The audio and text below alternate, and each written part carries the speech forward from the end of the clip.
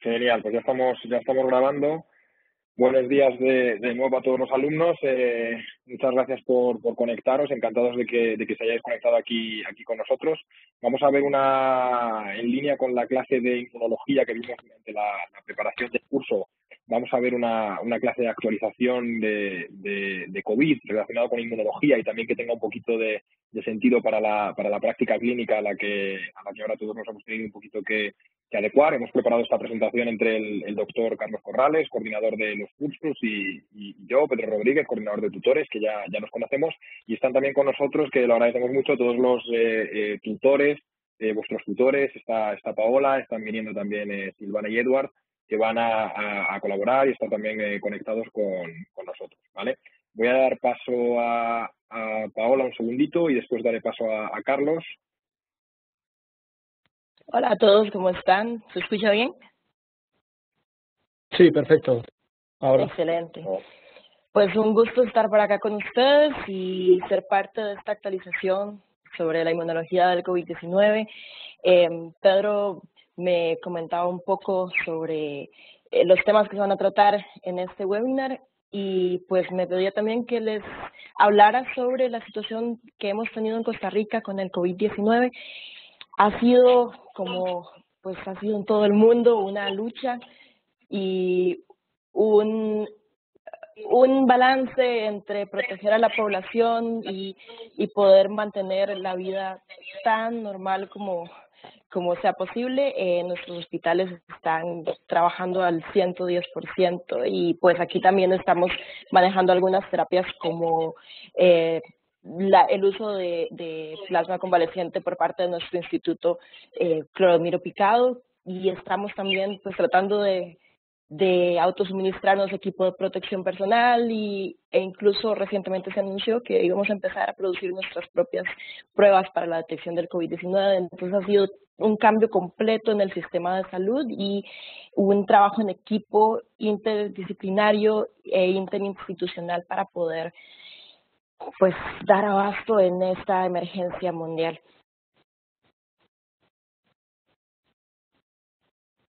Genial, pues muchas gracias, Paola. Voy a dar paso un segundito también al doctor Corrales. Carlos. Sí, Pedro, muchísimas gracias. Nada, simplemente saludaros a todos e invitaros no solo a que estéis atentos y a que aprovechéis esta actualización que nos va a dar Pedro Rodríguez, que ya sabéis que aparte de dermatólogo, pues lleva estos 3 últimos meses dedicado al tratamiento y al manejo de los pacientes con infección por coronavirus, de manera que os puede dar una visión no solamente teórica, sino una visión práctica de qué es estar en primera línea de fuego. Pero sobre todo queremos dirigirla un poquito hacia cosas que en el estudio de vuestro examen de internado van a ser y pueden ser muy interesantes. Cosas referidas a una actualización en cuál es un aspecto tan importante que tenemos hoy en día como es la inmunología de este virus y la inmunología en esta enfermedad. De manera que la dinámica de esta clase, la dinámica de esta charla, no es esa, orientaros un poquito hacia una serie de aspectos interesantes, por supuesto muy interesantes, y que sé que muchos de ellos os van a hacer, digamos, pues plantearos cosas y preguntaros cosas, pero sobre todo que os pueda también ser útil, que os pueda también aportar cosas en la preparación de este examen, ¿vale? Para ello, Pedro va a dar una pequeña charla, como os he contado, estará hablando unos minutos, pero lo que queremos es que participéis y por eso hemos hecho este formato, ¿vale?, en el que queremos que tengáis también vosotros la posibilidad de preguntar absolutamente todas las dudas. Lo hemos hecho muy amplio, la charla no va a durar todo este tiempo, por supuesto, la charla va a ser una charla pues de aproximadamente 20-25 minutos y posteriormente lo que queremos es que tengamos una comunicación fluida, que cada uno realice todas las dudas, todas las preguntas que tenga y que podamos daros tanto Pedro como yo desde nuestra experiencia y desde nuestros conocimientos, ¿vale? Y que podáis también contarnos pues todas aquellas situaciones y todas aquellas cosas que estáis viviendo allí en Costa Rica, ¿vale? De manera que para ello es muy importante, que quiero que sea muy participativo y no lo solemos hacer en todas las clases, ya lo sabéis, porque muchas veces, entre comillas, puede enlentecer un poco o hacer un poco más difícil el manejo, pero hoy no solo quiero que me escribáis a través del chat, por supuesto podéis escribirme cualquier duda que vaya surgiendo a través del chat, porque yo mientras Pedro vaya comentando las voy recapturando y las voy manejando para tenerlas disponibles, ¿vale?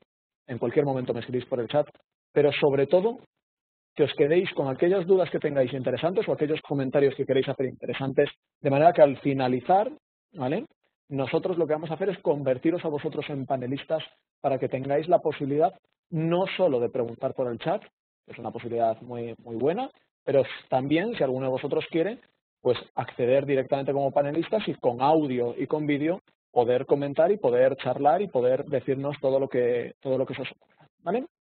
Tenemos ya también conectada a Silvana, que por lo que veo está todavía sin la cámara disponible, pero tiene ya el audio.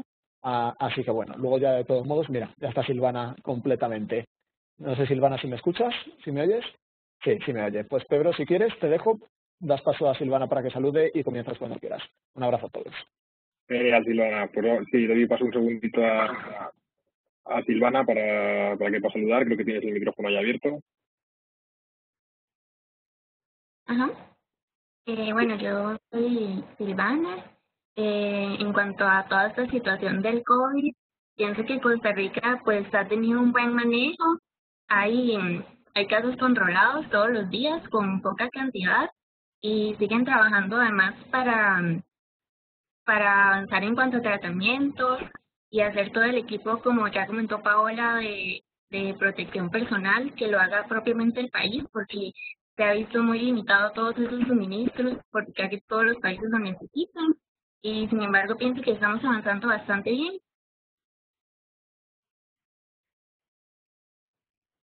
Genial, Silvana. Pues damos por último paso a Edward para que salude, también conectado. Buenas, ¿cómo están? ¿Me escucha ahí? Sí, se te escucha. Okay. Perfecto, ¿cómo están, chicos? Bueno, espero que aprovechen bastante esta actualización que nos trae hoy el doctor Rodríguez.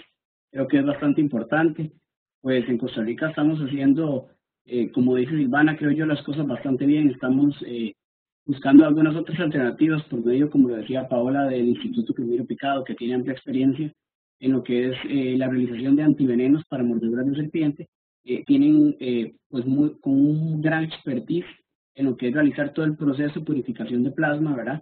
Y la utilización de anticuerpos, y creo que eso eventualmente podría ayudar a que sea un poco más rápido el proceso de lograr esta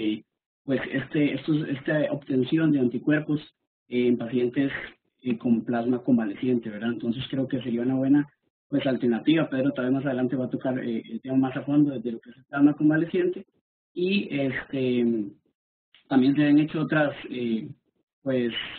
protocolos en el país de manejo de pacientes con insuficiencia respiratoria aguda grave, ¿verdad?, por COVID. Entonces, de verdad que espero que lo aprovechen y pues aquí vamos a estar pendientes. Genial, muchas gracias, Eduard. Pues vamos a empezar y la verdad que os voy a ir dando paso a vosotros también, porque vosotros también podéis hablar de esa experiencia, que también podemos ver las diferencias que hay entre diferentes, pues muchas veces entre hospitales, pues más todavía entre regiones y más todavía a veces entre países, y como muchas veces caminos diferentes pues llevan al mismo sitio, ¿no? Entonces, bueno, vamos a empezar el webinar de actualización e inmunología del COVID, repasando muy brevemente lo que es el COVID y el coronavirus, que ya creo que todos estamos aburridos, ¿no? Y lo sabemos de sobra porque está a todas horas, está en prensa, ¿no? Todo el mundo se ha convertido en un experto farmacólogo, infectólogo, virólogo, microbiólogo, epidemiólogo, está todo el mundo muy puesto, ¿no? Y todos recordaréis, desde luego, en la carrera en microbiología, ¿no? Los primeros años, incluso en las preclínicas, como tenemos ahí un poco recordamos los coronavirus, ¿no? Como esos virus RNA de tamaño, la verdad que grande, y que se asociaban clásicamente pues a catarros en épocas frías, en temporadas frías, y son lo que se han venido llamando ahora los coronavirus comunes, que son los de patogenicidad baja, y que son un poquito diferentes de estas cepas que están apareciendo ya en el siglo XXI. Con la cepa que estamos actualmente es el SARS-CoV-2, lo aceptado en este momento, pues esto está conseguido demostrar, es que es una zoonosis con un reservorio en murciélagos.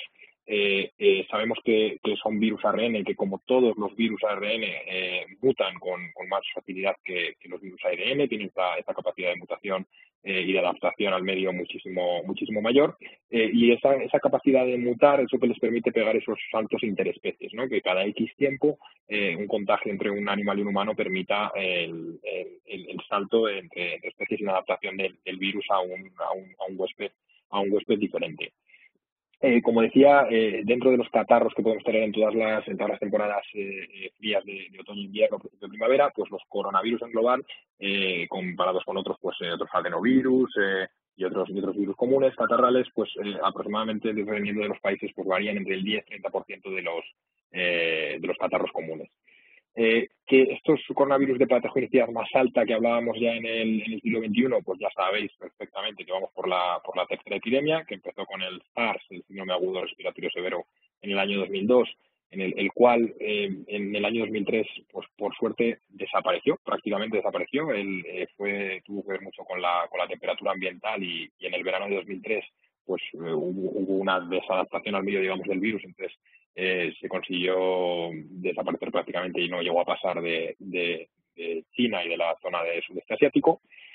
10 años después tuvimos el MERS, que es otro coronavirus un poquito diferente, con una proteína un poquito diferente, y que se le llamó el síndrome respiratorio de Oriente Medio por la zona geográfica donde apareció, que fue en Oriente Medio, y que a diferencia del SARS, que tenía una mortalidad del 10-11%, tenía una mortalidad ya muy superior, ya 3-4 veces superior. Hubo muchos menos casos y se quedó mucho más limitado, no viajó, no consiguió adaptarse a otros medios, y era un poquito diferente. Ahora estamos con el SARS-CoV-2, que como su propio nombre indica, se parece más al SARS-1, al de 2002, e incluso en mortalidad, que estaríamos ahora mismo en cifras, por lo menos en los países europeos mediterráneos, del medio en el que estamos en España, o cifras globales, en torno a esa mortalidad del 10%, y el MERS es el que en Oriente Medio tenía una clínica un poquito similar, con fallo renal, con también un síndrome de respuesta inflamatoria sistémica, pero con más fallo renal asociado y se asociaba una mortalidad superior.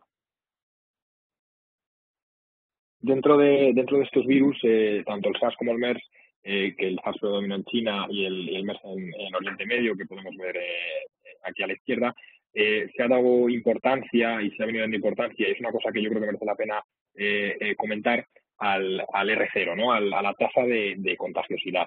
Parte de la culpa de eso, de que el MERS no saliera de la zona de Oriente Medio o se quedara limitado a esa zona, pues su contagiosidad. Y esto es un concepto importante que no vimos en la clase de inmunología, no se venía comentando en las clases de infectología o de epidemiología, porque es un concepto avanzado y es un concepto específico que se utiliza mucho para control de epidemias o pandemias, pero como no habíamos tenido en los últimos años, pues es una cosa que es la que se le daba menos importancia para médicos generales, ¿no? Que es lo que nos interesa en nuestros exámenes.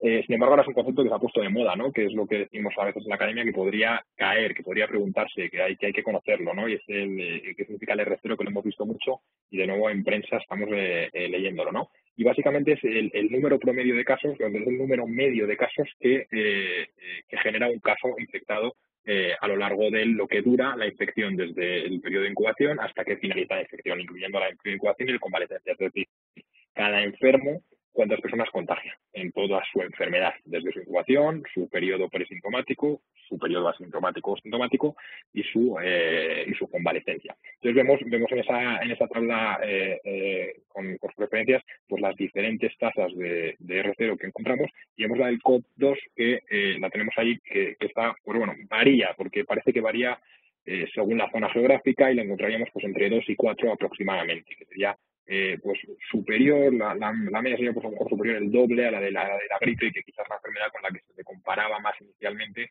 pues al final por esa neumonía vírica y esa clínica parecida que podíamos encontrar antes de conocer tanto la enfermedad, ¿no? Porque se está demostrando algo, ¿no? En estos meses, que es esa capacidad de estudiar y de dominar un virus.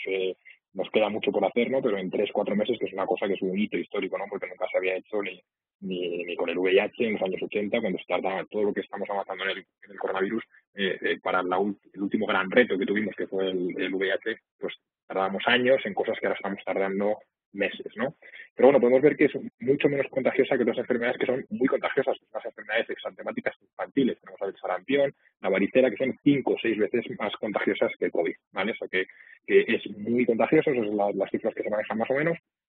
Sabemos que son con las gotitas aerotransportadas, en principio no aerosolizadas, aunque bueno, podrían potencialmente aerosolizarse en el contexto de una ventilación mecánica no invasiva que comentaba antes Edward, y esas son las cifras más o menos que manejamos ahora. Bueno, esas gotas son unas gotas medias, ¿no? Medianas, que llegan a unas distancias que se estiman que están hasta los 2 metros cuando uno tose o estornuda en un ambiente normal, en un ambiente neutro, y lo que sí que sabemos es que tiene una alta capacidad de permanencia en fómites, ¿no? En las superficies, que hay superficies sobre todo orgánicas, donde puede permanecer durante mucho tiempo el virus, y también hay superficies inorgánicas, metal, plástico, donde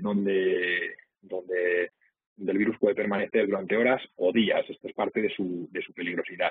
Estos experimentos que se hicieron, que se publicaron en el New England, si no me equivoco ahora mismo, han sido algo criticados porque no eran condiciones reales, ¿no? En las que prácticamente pues en hospitales o en casas ahora mismo con la concienciación que hay, pues todo se limpia y se relimpia varias veces, y si bien el RNA, el virus RNA del COVID tiene capacidad de permanecer en la superficie mucho tiempo, al mismo tiempo hay que reconocer que tiene una bicapa lipídica súper mega sensible a la saponificación, que con un jabón, por eso con el agua de manos y el jabón, o con cualquier desinfectante que sea capaz de romper una bicapa lipídica, se elimina rápida y fácilmente, ¿no? Con un hidroalcohólico. Entonces es verdad que de ahí la existencia del lavado de manos en la limpieza de superficies. Bueno, y ya metiéndonos un poquito en la fisiopatología e inmunología, nos metemos ya en los dos párrafos inferiores, ¿no? Por un lado, en saber que el virus es más contagioso en la fase de síntomas, ¿vale? Y sobre todo en la fase inicial de síntomas, que es la fase que diríamos es la más vírica clásica o virémica clásica, ¿vale? Que vamos a ver ahora un poquito más adelante.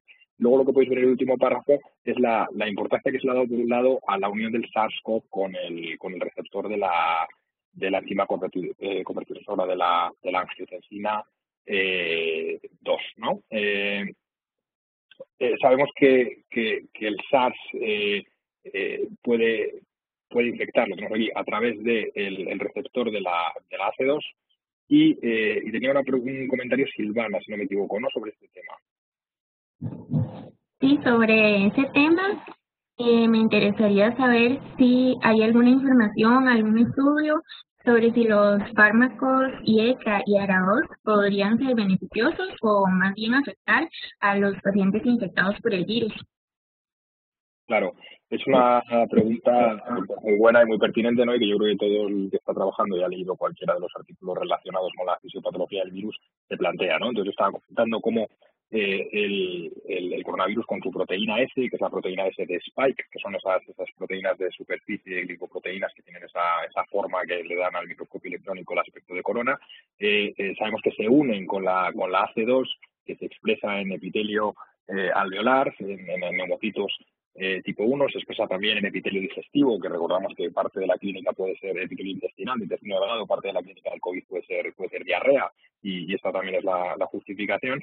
Utiliza ese receptor de la AC2. Y el problema que tenemos, que podemos ver en este civita, que los inhibidores de los convertidores de angiotensina y en mucha menor medida los ARA2, cuando inhiben esa conversión de angiotensina 1 a angiotensina 2, esa angiotensina que no está disponible deja de ocupar esos receptores. Entonces quedan más receptores para el virus libres que potencialmente puede utilizar para infectar de una manera masiva o más importante el epitelio pulmonar.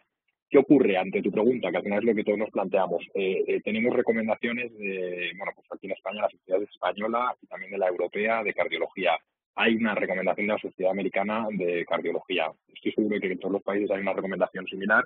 La recomendación es que no hace falta suspender estos fármacos.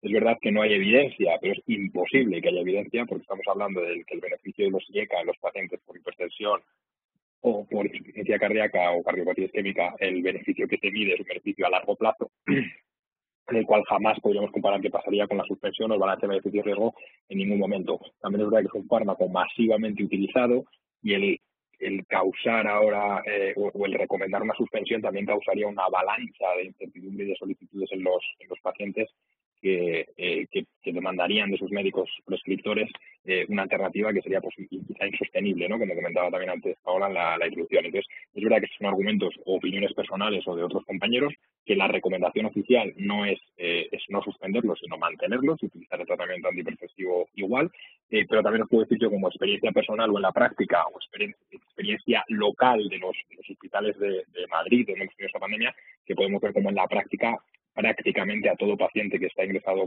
que ingresa o que tiene una clínica relativamente importante y que está con un IECA, se cambia ese IECA por un calcio antagonista, por un dihidropiridídico, ¿no? Por un amlodipino, y se sustituye este fármaco, quizá sin evidencia, pero por mayor seguridad, ¿no? Que a veces hacemos las cosas por tranquilidad en nuestros pacientes.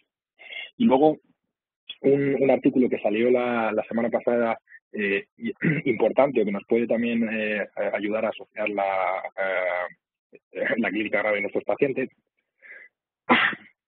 es este artículo que hablaba de un cofactor en esa unión de la proteína S del virus con el receptor de la C2, que es el TMPRSS2.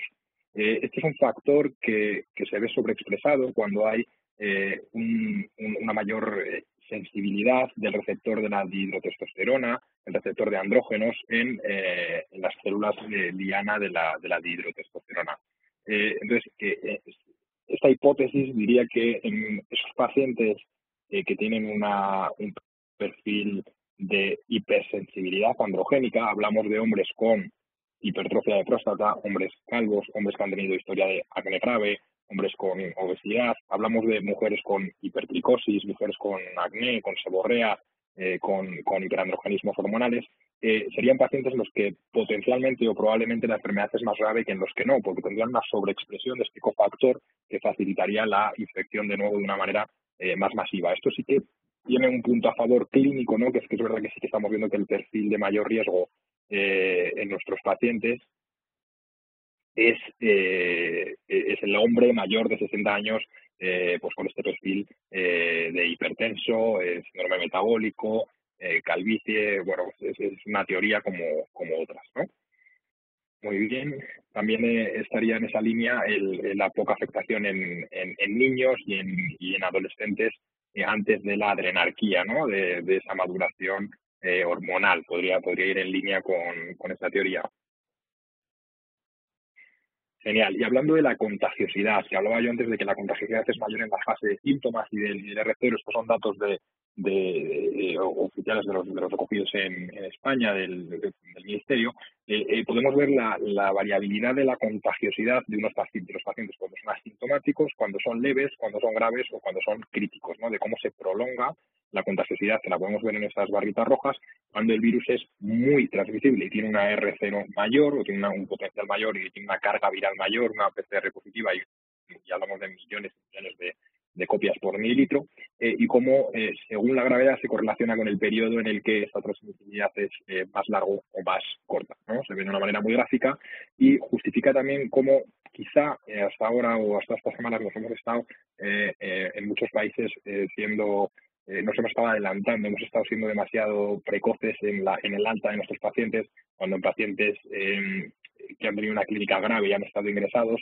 y se les ha dado de alta a lo mejor en el día 14 de enfermedad y podemos ver la barrita de los graves, les decimos que a los 14 días ya pueden acabar el aislamiento y vemos que no está fundado porque 14 días después sigue siendo transmisible, ¿no? La enfermedad y sigue siendo contagiosos. Y es un problema que hemos tenido y que por eso pues los contagios han seguido y seguirán, ¿no? Y en esa misma línea podemos ver la correlación de la carga viral con la probabilidad de transmisión, ¿no? Que es algo normal y esperable, y cómo en los pacientes asintomáticos tenemos la línea verde, pues son muy poco contagiosos y además poco tiempo. En los pacientes graves, aproximadamente 2 semanas es el periodo mayor de contagiosidad, pero luego siguen siendo contagiosos al menos 30 días. Es la evidencia que tenemos hoy en día. Bueno, lo hemos dado a una diapositiva como un importante resumen, ¿no? Que esta diapositiva, que es la que decía antes de cuando los pacientes son contagiosos, y decía yo, en la fase virémica, ¿no? Que es lo mismo que estábamos viendo en las últimas diapositivas. Podemos ver en el eje de abscisas el tiempo, ¿no? Y cómo podemos ver esa fase en azul de respuesta viral y luego la fase naranja en este triángulo, que es la fase de la respuesta inflamatoria del huésped, ¿no? Y cómo varía la clínica en esos estadios iniciales y esos estudios finales. Y como tenemos una clínica inicial que podemos asociar más o recordar, nos puede recordar más realmente a lo que se comentaba al principio, que es esto es una gripe o esto se parece a una gripe y que estamos hablando de unos síntomas constitucionales, unas mialgias, más o menos una diarrea y sobre todo una tos seca y fiebre, ¿no? Una fiebre y una tos seca sin expectoración y otros síntomas luego ya que han ido apareciendo y se han ido describiendo posteriormente. Y como esa fase de respuesta viral donde la contagiosidad es mayor, luego da paso a una segunda fase a partir del día 10, 12 aproximadamente. Pensaba que era a partir del día 7, pero ya se está viendo que no, que es un poquito más adelante, ¿no? De esa fase de respuesta inflamatoria sistémica, el CIRS, que es al final un shock, ¿no? Sin una infección bacteriana demostrada en ese momento, y que por lo que se caracteriza es por una clínica que puede todavía acompañar de clínica pulmonar, pero ya es un cuadro sistémico de inflamación sistémica, ¿no? Y volveremos más tarde a esta diapositiva para comentarla de nuevo. Bueno, y sabíamos ya que esta es una diapositiva de la clase de inmunología, que tenemos, pues diferentes tipos de inmunoglobulinas, ¿no? Tenemos la IgM, la IgG, que son la más importante, la más profunda, ya sabéis que es la IgG, la GAMDE, si os acordáis, la página del glande, y tenemos una primera respuesta en una exposición a un antígeno, en este caso a las proteínas virales, como podemos ver a la izquierda, ¿no? Que es que primero aparece una IgM y a partir de los 10, 14 días pues empieza a aparecer una IgG y durante unos días coincide la IgM con la IgG en esa primera exposición al antígeno. Y si uno sigue expuesto al antígeno, como muchas veces puede ser en los hospitales o hay una transmisión comunitaria, pues bueno, ya se empieza a poner en marcha una respuesta secundaria, ¿no? En la que ya la inmunidad adaptativa con esos anticuerpos preformados empieza a producir IgG de manera mayor, ¿no? Y podemos ver que en el COVID es así, ¿no? Podemos ver en qué momento empiezan a aparecer los anticuerpos, ¿vale? Y estos son datos de uno de los estudios iniciales en China, de pacientes con una monitorización y una caracterización completa de los anticuerpos, y podemos ver cómo todos los pacientes de todas estas muestras, que son diferentes series, a partir del día 12-14 empiezan a tener IgG, ¿vale? Hay un trabajo ya solo de la semana pasada, todavía está en preview, en el que hay mucho miedo, ¿no? Sobre si estos anticuerpos son de verdad eficaces o no eficaces, ¿no? Porque sabíamos que aparecían esos anticuerpos, pero teníamos dudas porque vemos que hay pacientes que siguen con la PCR positiva un mes después, pese a tener anticuerpos, sabemos que hay pacientes que la clínica continúa, ¿no? Y parece que la clínica es larga, ¿no? La convalecencia es larga, la tos dura, son varias semanas, son ingresos largos, son pacientes que cuando tienen una neumonía más una inflamación, una neumonitis secundaria, durante unos días luego tienen un episodio, un periodo de cicatrización o incluso de fibrosis postinfecciosa que dura semanas, que tienen una oxigenodependencia durante semanas. Entonces, no es tanto una clínica, una incapacidad, una reinfección o una incapacidad de los anticuerpos, sino más que es un proceso largo, muy largo, ¿no? ¿Y qué comentaba yo de los anticuerpos? Bueno, que en este paper preview, que salió la semana pasada, todavía no está publicado, ya hacen estudios funcionales en anticuerpos y se ve que en el día 53 el 100% de los anticuerpos de los pacientes medidos, es una serie, no llega a 100 pacientes, es eficaz, son neutralizantes, ¿vale? Entonces, bueno, eso es tranquilizador, hay que esperar porque no ha pasado tiempo y hay que ver si en el día 200 o 180, a los 6 meses, los anticuerpos siguen siendo neutralizantes. Pero ahora mismo ya empieza a haber evidencia de que sí, de que por lo menos los anticuerpos que hay en el día 50 son neutralizantes. O sea que quizá esos mensajes a veces que vemos en prensa de no se sabe si te puedes volver a infectar o te puedes infectar de otra cepa, pues bueno, quizá el año que viene, ¿no? Igual que nos pasa con la gripe, hay una cepa muy mutada y sí nos podamos volver a infectar. Pero parece que ahora el que la haya pasado, ¿no? Que muchos ya lo hemos pasado, pues está protegido y bueno, pues es una tranquilidad para cuando uno se vuelve a reincorporar al trabajo, ¿no? Bueno, entonces, ¿qué hace que algunos pacientes se queden en esa primera fase viral y qué hace que otros pacientes pasen a una segunda fase inflamatoria? Pues no se sabe todavía, ¿no? Pero ¿de qué depende que unos pasen y otros no? Pues de su respuesta inmune. ¿Y de qué suele depender la respuesta inmune o por qué probablemente esto va a ser diferente en unos pacientes que otros? Bueno, pues probablemente por su sistema de HLA y su configuración genética, ¿no? Que hablamos mucho de eso en la clase de inmunología. Es verdad que puede haber cepas más o menos virulentas, pero desde luego lo que se está viendo es casos familiares mucho más graves y otros casos familiares mucho más leves, ¿no? O perfiles mucho más leves. Que se está viendo familias completas con sintomatología muy grave, entonces se empieza a presuponer pues que va a haber hay un sistema de MHCs, de HLA, que probablemente hacen que haya una respuesta de tipo citotóxica, TH1, si recordáis de inmunología, ¿no? De cuando se produce toda la sinapsis inmunológica y se activa el sistema inmune, hay una respuesta eficaz o una respuesta ineficaz. Y ya sabéis que todo esto depende del perfil de citoquinas y de cómo se active tu sistema inmune, que es muy inteligente, pero a veces es demasiado inteligente, ¿no? Y ese exceso de activación es lo que puede ser un problema.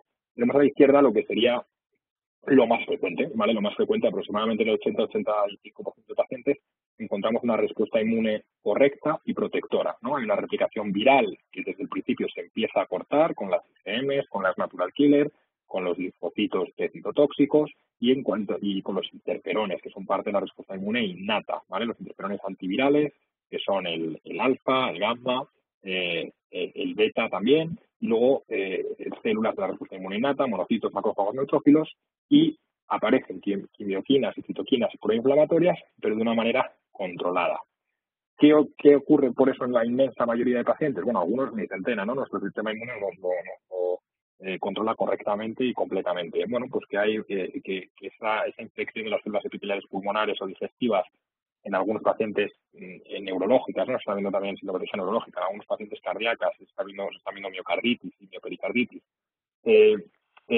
Es correcta, hay una respuesta óptima y se elimina el virus completamente. La PCR puede ser positiva, porque hay material genético y puede estar positiva, pero esos pacientes quizás sean incluso menos contagiosos, incluso a lo mejor son contagiosos solo apenas los primeros días, aunque la PCR se mantenga positiva, porque el virus se tarda en acabar de eliminar hasta que recambias completamente las células alveolares. Esos pacientes producen correctamente su IgM y su IgA de respuesta aguda y su IgG de respuesta secundaria. Y el paciente sobrevive, y es lo normal y es lo ideal, ¿vale?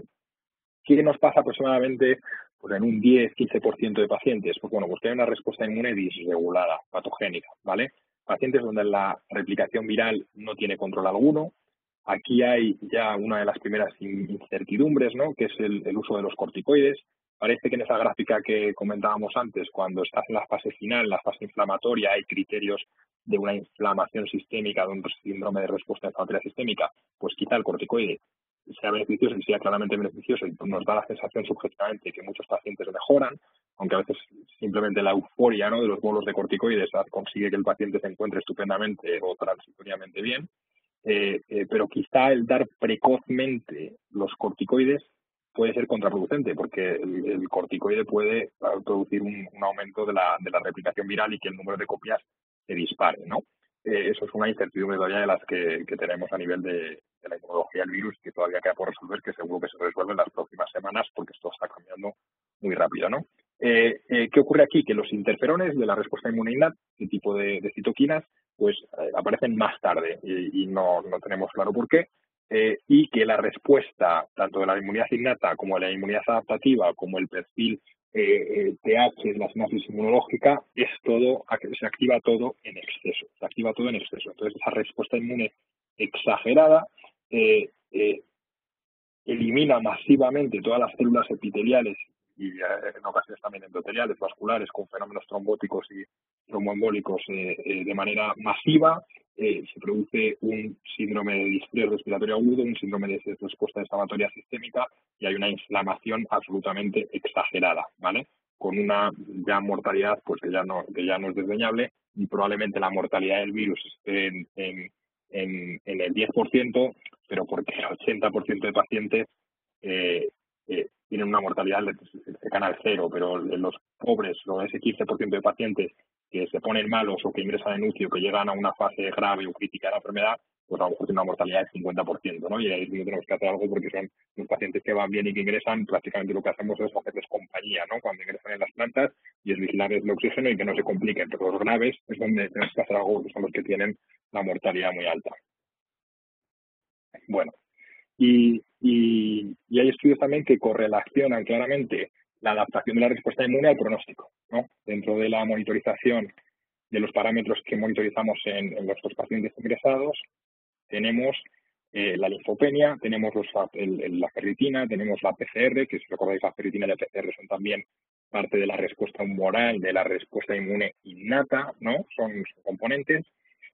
Los linfocitos, sin embargo, son de la respuesta inmune adaptativa, pero hay un reclutamiento de linfocitos y hay una linfopenia. Entonces vemos que esos pacientes donde se reclutan más los linfocitos, se agotan porque hay un consumo continuo de linfocitos, van peor, y vemos como que los pacientes arriba que empiezan con, vemos las de arriba que empiezan con linfopenia, y esa linfopenia va mal, ¿vale? Ahí está mal disculpadme que está mal la gráfica. Los que van mal son los de abajo, ¿vale? Los de abajo son los que van mal, que son los que linfocitos van en picado, y vemos como los factores inflamatorios y el dedímero van hacia arriba, completamente hacia arriba.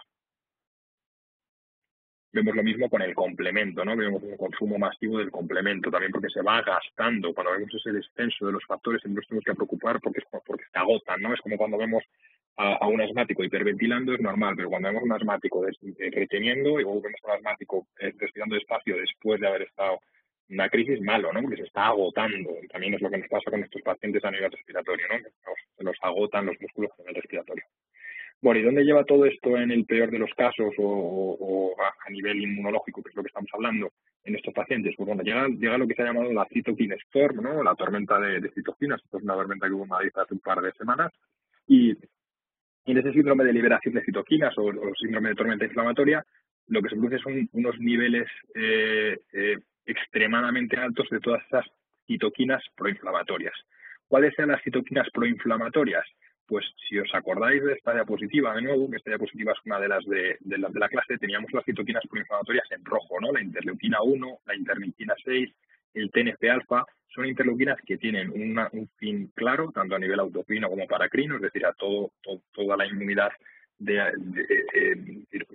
alrededor, y lo que hacen es mantenerla funcionando, mantenerla activa, mantenerla funcionando.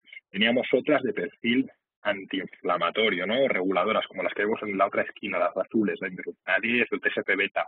Teníamos luego algunas antivirales, ¿no? Como las que hemos dicho que tienen una función que está en el medio, como el interferón A, el interferón beta, y luego tenemos otras que aquí parece que no tienen ninguna función, como la interleuquina 2 o el interferón gamma, que vemos abajo, que forman los granulomas, o la IL4 o la IL5, que vemos arriba a la derecha, que son las que tenían que ver con atopia, alergias, etcétera, ¿no?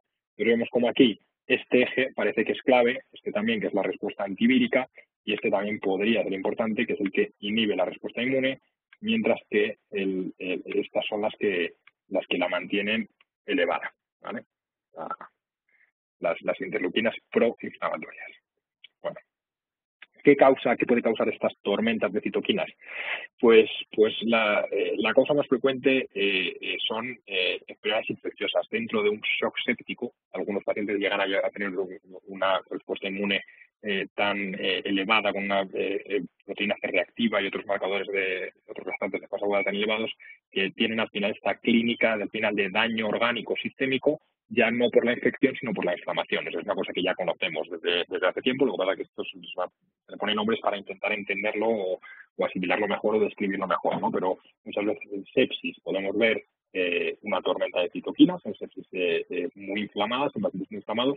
También en enfermedades autoinmunes, cuando hacen complicaciones agudas muy inflamatorias, y las vemos también mucho en la inmunoterapia antitumoral, ¿no? Que utilizamos, por ejemplo, en dermatología en el melanoma o en oncología en la neoplasia de pulmón, los anti-PD1, los anti-CLTA4, ¿os acordáis de esos fármacos que lo que hacían era que inhibían el freno de la respuesta inmune? Entonces, cuando inhibes el freno de la respuesta inmune, tienes mucha respuesta inmune activa, ¿vale?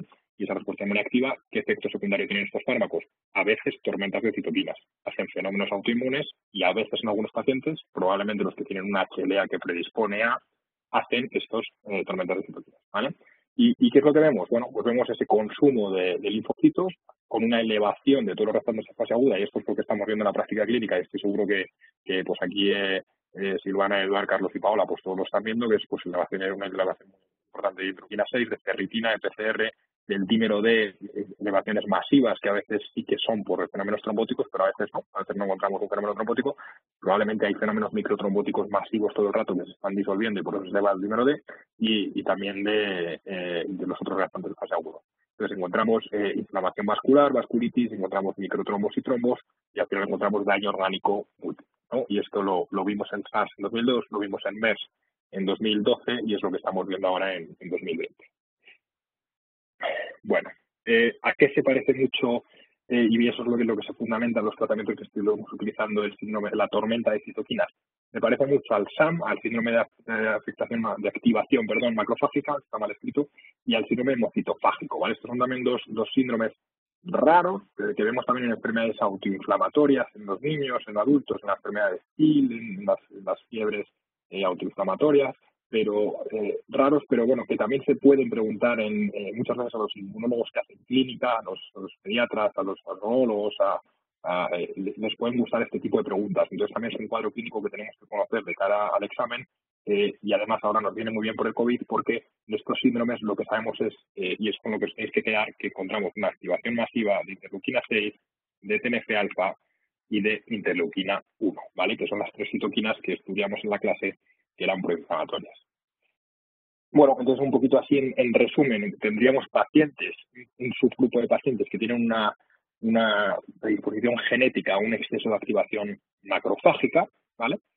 En esos pacientes que de base tienen unos niveles elevados de citoquinas proinflamatorias, interleuquina 1, interleuquina 6, cuando se produce una infección, un desencadenante que es capaz de estimular esas vías, pues encontramos una activación masiva y una elevación masiva de todos los reactantes y una tormenta de citoquinas. Vamos, como se habría llamado esto.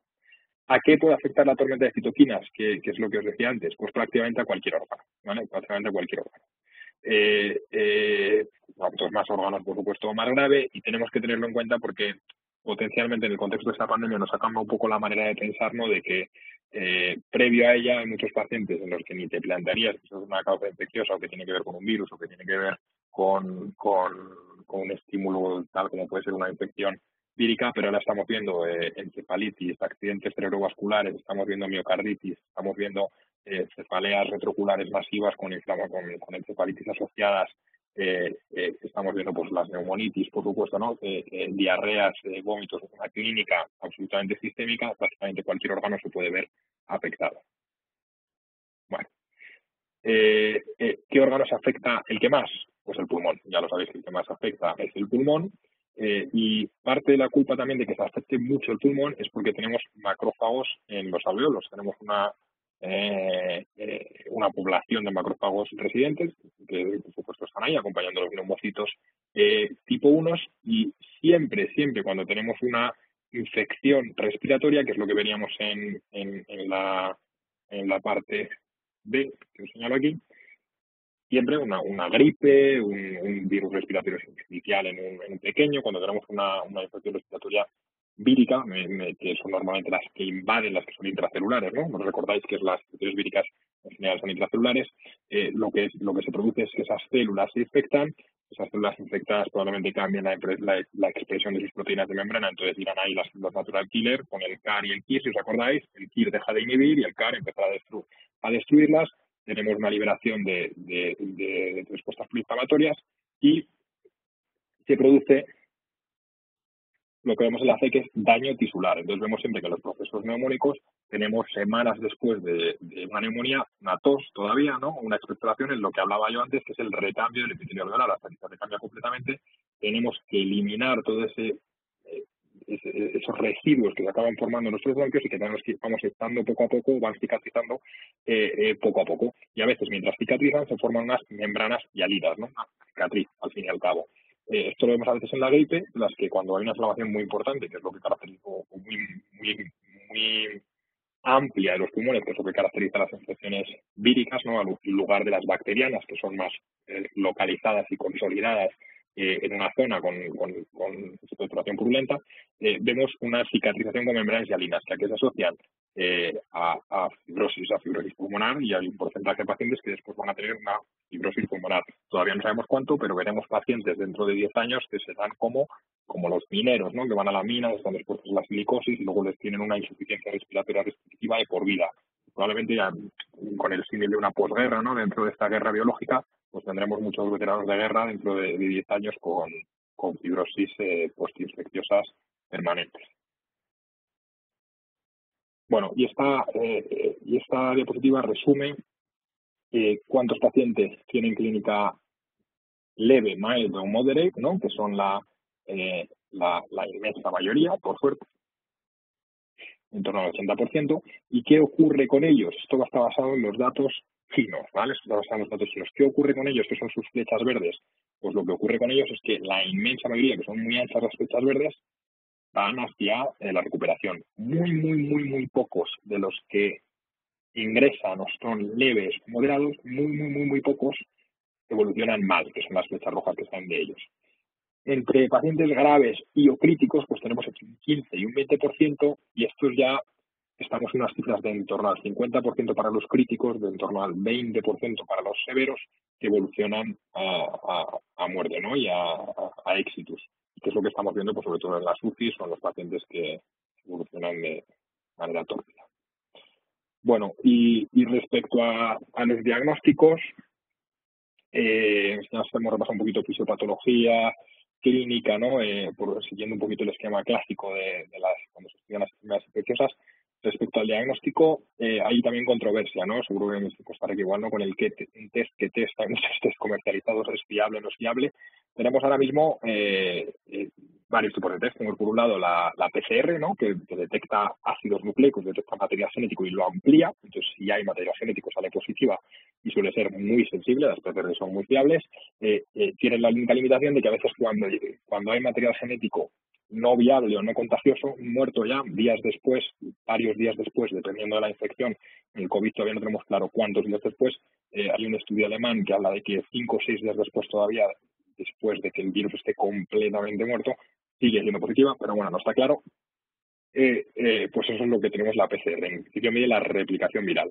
Y luego las pruebas que detectan antígenos, las pruebas que detectan anticuerpos totales, no diferencian el tipo de anticuerpo. Normalmente las de test rápidos están basadas en estas pruebas de anticuerpos totales. Y luego tenemos ya las serologías de IgM o IgG, que se hacen normalmente por ELISA, por inmunoanálisis.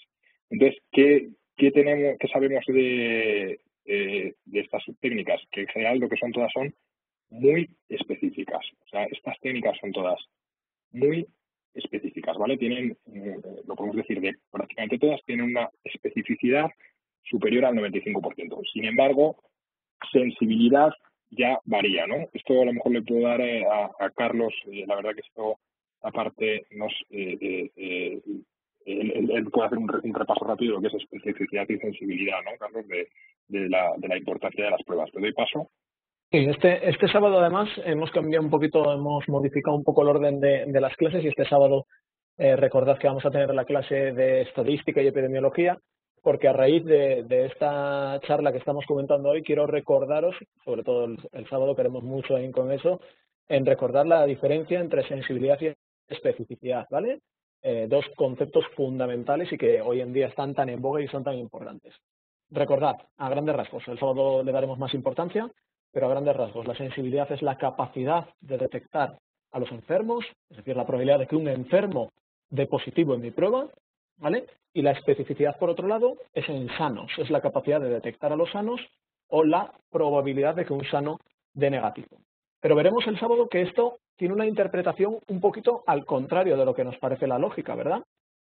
Yo cuando tengo una persona enferma, yo quiero una alta sensibilidad para detectarlo, y es lo que se está diciendo Pedro. Muchas veces es muy difícil que estos test tengan una alta sensibilidad. No son capaces de detectar a las personas enfermas. ¿Por qué? Pues bien, porque, por ejemplo, en el caso de la PCR, porque la muestra que estamos tomando tenga una carga viral muy baja y no seamos capaces de replicarla. Bien, porque la prueba en algunos casos falla. Bien, porque es muy típico que nosotros vayamos a la mucosa nasal y la mucosa nasal no está totalmente homogeneizada, llena de virus, de manera que si nosotros tomamos la muestra en una mucosa nasal no demasiado posterior o en una zona en la que en concreto no hay replicación viral, podemos no encontrarnos, a pesar de que la PCR sea muy buena, virus. De manera que la capacidad de detectar a los enfermos, la sensibilidad es baja. Pero es que esa capacidad de detectar a los enfermos baja tiene una repercusión que si nosotros lo pensamos, vamos a pensarlo como os estaba diciendo, ¿vale? Nosotros tenemos una capacidad de detectar a los enfermos, os lo escribo en la pantalla, sensibilidad que sea baja, ¿vale? Recordad, capacidad de detectar a los enfermos. ¿Qué ocurre cuando yo tengo una sensibilidad baja, una capacidad de detectar a los enfermos baja? Que puede haber enfermos que me den negativo, ¿vale? Como yo no les detecto bien, puede haber enfermos que me den negativo. Y si hay enfermos que me dan negativo, si yo sé que con estas pruebas hay enfermos que me dan negativo, ¿qué miedo tengo? Mi miedo va a ser que haya negativos que sean realmente enfermos. Puede haber negativos que sean de mentira. Puede haber negativos que no esté diciendo la verdad. Puede ser gente que no es sana, sino que es enferma. Y esto es un grave peligro, porque fijaos que justo en este caso nos estamos encontrando lo contrario de lo que nosotros queremos. Tenemos una persona que estaba enferma y que como yo no la he detectado, la estoy dejando que vaya por la calle, la estoy dejando que haga vida normal con una elevada infectividad, con una capacidad de transmitir el virus. ¿Por qué? Porque mi prueba no tenía la característica que yo quería, que era una alta sensibilidad. De ahí el problema que nos estamos encontrando en la práctica habitual, de ahí el problema que nos estamos encontrando con estas pruebas. Pruebas que, como dice Pedro, tienen una alta especificidad, pero les falla la sensibilidad. En cambio, la especificidad es muy alta, como él dice, pero veréis que es un poquito menos interesante. Una especificidad alta me supone que, una especificidad alta me supone que yo detecto muy bien a los sanos, que los sanos me van a dar negativo, ¿vale? Los sanos me dan negativo, ¿vale? Todos los sanos me dan negativo y, por tanto, no va a haber sanos que den positivo. Si no hay sanos que den positivo, yo a los positivos voy a verlos muy bien que están enfermos, pero no tenemos ningún tratamiento, de manera que si alguien me da positivo, realmente y está leve, voy a hacer lo mismo, aunque fuera de verdad que de mentira, que es decirle quédate en casa, tómate paracetamol, no te relaciones con nadie. Fijaos que eso no me cambia absolutamente nada. Es verdad que en estas pruebas nos interesaría justo lo contrario. Querríamos tener un poquito menos de especificidad, aunque falláramos algún positivo y estuviera sano y le estuviéramos diciendo que se quedara en casa, no pasaría nada, eso siempre es más seguro. Pero fijaos que esa sensibilidad baja es un peligro. Y esto está muy a raíz de que en todos los países del mundo ha habido partidas de test, seguro que también en Costa Rica habéis tenido algún problema parecido, ha habido partidas de test que no han tenido la sensibilidad que se esperaba. Está diciendo Eduard que en efecto ha habido problemas porque hay muchas partidas y hay muchas casas comerciales de test que, a pesar de estar validados de una forma, se ha demostrado posteriormente que no tenían las características que decían. Insisto, la especificidad en este caso nos interesa menos, sobre todo la sensibilidad. Y fijaos que una diferencia de sensibilidad, en vez de ser 90%, sea 50 o sea 60, nos supone un peligro muy grande de que haya negativos que yo les esté dejando hacer vida normal cuando en realidad estaban enfermos y pueden transmitir la enfermedad. ¿Vale? El sábado repasaremos y hablaremos un poquito más sobre estos dos conceptos importantísimos, que sabéis que además aparecen con mucha frecuencia en el examen de internado, que son conceptos muy importantes que IFOM maneja mucho y que nosotros, sobre todo en una situación como la actual, tenemos que manejar para no perder una oportunidad de saber una pregunta sobre un tema tan importante y tan de actualidad como este. ¿Vale? Continuamos si quieres, Pedro. Genial, Carlos, perfecto. Pues yo creo que ha quedado clarísimo, ¿no? No sé si alguien tiene alguna duda, lo puede también poner por el chat, como hemos dicho antes, aparte de que luego quien quiera puede entrar a comentar. Claro, por supuesto, aparte de comentarlo, como dice Pedro, luego podéis ir poniéndonos ya alguna duda, si queréis, por el chat, para que nosotros también pues la vayamos organizando, ¿vale? Continuamos mientras. Genial, gracias.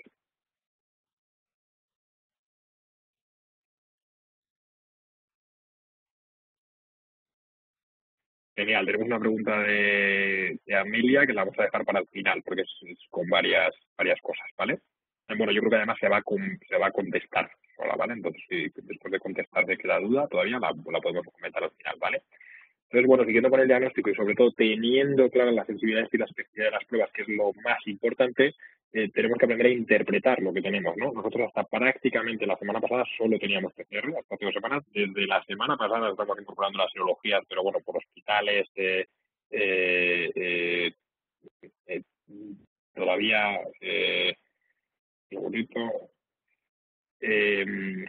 todavía las serologías están un poquito haciéndose, estamos organizándolas, ¿no? Que no me salía la palabra. ¿Y qué podemos ver? Podemos ver, pues bueno, cuando solo teníamos la PCR, pues veíamos PCR positiva o negativa. Entonces veíamos que un paciente podía estar en la fase presintomática ya infectado, pero todavía no había empezado con síntomas, arriba del todo, o que estaba pues infectado, ¿vale? ¿Y dónde es más probable que esté cuando tenemos la PCR positiva, teniendo en cuenta eso que hemos comentado de que lo que hace es replicar el material genético del virus? En la fase inicial, ¿no? En la fase virémica. puede que en esa fase final tengamos la PCR todavía positiva porque persista, porque sea más largo el periodo que sobre todo los pacientes graves, o porque esté todavía en esa fase en la que el virus haya muerto pero siga saliendo positivo. Luego podemos tener la PCR positiva o negativa ya acompañada de inmunoglobulinas positivas o negativas. Los test de antígenos se están utilizando muy pocos, los tenemos en la segunda columna. Y ya, si tenemos la IgM positiva y la IgM negativa, lo más normal es que nos encontremos en periodo aproximado entre el día 8 y el día 14, aproximadamente en el 14 es la mediana de aparición de la IgG, con la gráfica que hemos comentado antes. Si ya tenemos las dos positivas, estaremos en la fase tardía. Y ahí lo normal ya es a veces incluso encontrarse la PCR negativa, ¿vale? Que es lo que veríamos en la cuarta columna, en la tercera fase, más allá del 15 días. Y después ya lo que esperamos ser todos los pacientes y la esperanza y lo que tenemos en mente, lo que comentaba antes, los anticuerpos neutralizantes, es pues tener una IgG positiva y una IgM pues irá negativizando con el paso de las semanas. La IgM, en el caso de que nos volvamos a exponer, pues volverá a positivizarse, ¿no? En el caso de que uno se reinfecte, en el caso de que esa posibilidad exista para la próxima temporada. Así que muy bien. Entonces, me preguntaban justo Amelia, ¿no? Que es lo que decía yo antes. Dice, el COVID produce una tormenta de citoquímica, una tormenta de proteínas, una respuesta hiperinflamatoria. ¿Por qué no usar glucocorticoides? Bueno, está claro que en el distrés respiratorio, hablando ya de otra enfermedad, el distrés respiratorio, ya sea farmacológico, la causa que sea, ¿vale? Idiopático. En el distrés respiratorio no infeccioso, los glucocorticoides aumentan la supervivencia, pero en el distrés infeccioso no está claro, hay datos controvertidos. ¿Por qué? Porque los corticoides, lo que hablábamos antes, tienen el riesgo potencial de empeorar las infecciones mientras hay una infección activa, porque un corticoide inmunosuprime. Los corticoides tienen dos tipos de receptores, ¿no? Y cuando se utilizan a dosis altas, que es las dosis que las tenemos que utilizar cuando queremos de verdad un efecto antiinflamatorio potente, lo que queremos hacer es una supresión nuclear en el receptor nuclear del corticoide. Se produce también una inmunosupresión asociada. Se produce a veces una linfocitosis que podemos ver relativa porque hay una falsa elevación de linfocitos, pero los linfocitos inmaduros normalmente que no tienen una función inmune muy eficaz. Entonces, el riesgo de utilizar corticoides es que pueden aumentar o empeorar la replicación viral, pueden aumentar la carga viral, ¿vale? Era la primera respuesta. Pero bueno, no está claro, ¿vale? No está claro si al final sí que se puede utilizar cuando ya tengamos la PCR negativa o si en global, aunque tengan efectos secundarios o empeoren la replicación viral, aumentan la supervivencia. Es pronto todavía y no lo sabemos, que no tenemos seguimiento todavía, pero son datos que, como os decía, se van a solucionar en las próximas semanas. Pero bueno, lo que está claro es que hay que desinflamar, hay que hacer una terapia antiinflamatoria porque hay mucha inflamación, ¿vale? Dentro de esa inflamación podemos ir a los corticoides que inhiben todo o podemos ir a por esas interleuquinas que tenemos elevadas de manera puntual, ¿vale? Podemos ir a por ellas con anti-interleuquina 1, anti-interleuquina 6, porque los tenemos disponibles, ¿vale? Y podemos ir también con anti-TNF, que de momento en clínica la eficacia es un poco más modesta, no tan potente como se esperaba. ¿Por qué? Porque el TNF es más burdo, ¿no? Primero se estimula el TNF alfa, el TNF alfa tiene más receptores que la interleuquina 1 y la 6, ¿no? Entonces aún las 6 parece que son más selectivas, ¿vale? Luego la segunda pregunta que me preguntas, los anticoagulantes y de intubar, lo vamos a ver más adelante, ¿vale? Entonces, bueno, tenemos que utilizar antiinflamatorios. Y dentro de esta actualización que estamos hablando de inmunología, tiene sentido quizá hablar o dedicar un poquito más de tiempo a la inmunoterapia, ¿no? La terapia con plasma de convalecientes. Esto es lo que nos contaba Paola en la introducción, que es una idea pues muy buena y que no es novedosa, es antigua, es una idea antigua. La toxina difterica o la monoglobulina del tétanos, originalmente la monoglobulina del tétanos que todavía utilizamos cuando tenemos una herida sucia, ¿no? Y no estamos vacunados, son ejemplos históricos de inmunoterapia. Cuando coges un plasma de un paciente que ha pasado la enfermedad y utilizas las inmunoglobulinas que ese paciente ya ha generado y las pones a otro paciente, ¿no? Y podemos ver cómo es lo que se llamó la gripe española hace 100 años exactamente, en la que podemos ver similitudes clarísimas con esta pandemia actual. Podemos ver también muchos intentos de tratamiento con inmunoterapia. Bueno, en el caso del COVID-19, ya en el SARS de 2002, hay bastantes publicaciones que abogan por su uso potencial o ya en la práctica clínica. Y la inmunoterapia realmente también se llama, o plasma de convalecientes, se llama también plasma hiperinmune, es todo lo mismo. Y tenéis ahí muy claro que lo que es por los anticuerpos que ha generado un paciente expuesto al patógeno, utilizarlos para inmunizar a otra persona, lo que se llama una inmunización pasiva. A diferencia de una vacuna damos el antígeno y el paciente genera anticuerpos. Inmunización activa, porque los genera él. Aquí le damos directamente los anticuerpos. Inmunización pasiva, que es una protección temporal, porque esas inmunoglobulinas se acaban degradando, porque tienen una vida media. Sabéis que la vida media más larga tiene la G, luego la A, luego la M, ¿no? Entonces probablemente la IgG pueda aguantar 3, 4 semanas, pero acabará degradándose, porque va consumiéndose y no se genera nueva, porque tú la has puesto desde fuera, ¿vale? Lo que comentábamos de las vacunas. Entonces tendríamos que coger una persona recuperada, una persona que ha pasado el virus, como vemos ahí en este esquemita, y coger esos anticuerpos neutralizantes, que lo que hacemos es extraerlos y purificarlos del plasma. O sea, cogemos la sangre completa, extraemos el plasma y del plasma cogemos los anticuerpos, ¿vale? Y tenemos dos ideas con el plasma de convalecientes. Una, dárselo a personas de riesgo. En China hay artículos, pero no están muy bien documentados, de que ellos lo han utilizado en su personal sanitario, pero no está muy bien escrito. Y también se puede utilizar, por supuesto, en pacientes con una finalidad terapéutica. Dentro de cuando el paciente está generando anticuerpos, darle un boost, un extra, poniéndole tú muchos anticuerpos cuando sus células plasmáticas todavía no les ha dado tiempo, ¿no?, a generar todos lo que necesitas para neutralizar el virus, ¿no? Entonces esa es la pregunta, ¿no? ¿Es de verdad eficaz contra el coronavirus? Pues vemos muchos ejemplos y queremos pensar que sí, pero ojo, ¿vale? Hay que tener cuidado, porque tenemos que acordarnos de lo que se llama el efecto caballo de Troya, ¿vale? Puede haber el efecto caballo de Troya, que es que en esos pacientes en los cuales hay esa genética predispuesta para hacer una respuesta hiperinmune, en el momento de nuestra administración del plasma de convalecientes es cuando se produce esa respuesta inmune. Es decir, con la terapia de plasma convalecientes, en algunos pacientes que a día de hoy no podemos identificar porque no tenemos pruebas para saber a qué paciente, aunque sean pocos, les va a pasar, les podemos provocar nosotros la tormenta de citoquinas, ¿vale? Esto se llama en inglés el Antibody Dependent Enhancement, ¿no?, que es el efecto caballo de Troya, que es el empeoramiento dependiente de anticuerpos, ¿vale? Y es uno de los riesgos que existe con todas las terapias de plasmas de convalecientes, y que se vio ya que efectivamente le ocurría a un porcentaje de pacientes con el SARS-1. ¿Qué hipótesis apoya a que esto pueda ocurrir? Bueno, pues a que ya hay demostraciones hay artículos que demuestran en el COVID-19 que justo esa tormenta inflamatoria dentro de este esquemita que es tan importante, que os he comentado antes, toda esta parte naranja, ¿no? Parece que todo esto, el día que empieza a aparecer, este día coincide con el día en el que aparecen las IgGs, ¿vale? Entonces está muy relacionada la seroconversión con la tormenta inflamatoria, ¿vale? El riesgo de la terapia de plasma convalecientes. Hay mucho investigación, mucho dinero, se está metiendo mucho dinero en investigación animal, en llamas, en camellos, en los cuales se puede generar plasma en reservorios zoonóticos, en animales en los cuales pasan la enfermedad de forma sintomática, generan anticuerpos. Esos anticuerpos luego podemos cogerlos, purificarlos, coger solo la fracción variable, el FAB, si os acordáis, el final del anticuerpo, y esa FAB juntarlo con un anticuerpo sintético humano y eso utilizarlo para tratar a humanos, ¿vale? No sé si Silvana nos puede decir algo, porque ella en el hospital en el que está, pues hay, Silvana, Paola nos puede decir algo, porque ella en su hospital están utilizando